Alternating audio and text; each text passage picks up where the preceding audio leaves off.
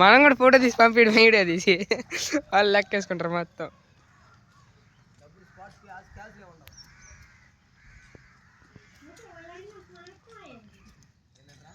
వాళ్ళు అడిగినప్పుడు మనం ఇష్టం ఏందంటుంది గొర్రెపిల్లలు ఎవరికి ఆన్లైన్ వాళ్ళకంట.